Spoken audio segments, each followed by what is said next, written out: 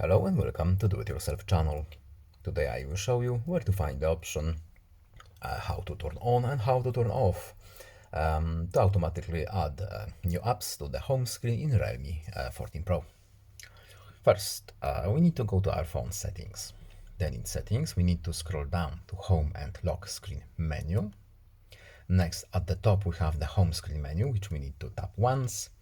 And first of all, we need to have enabled our drawer option.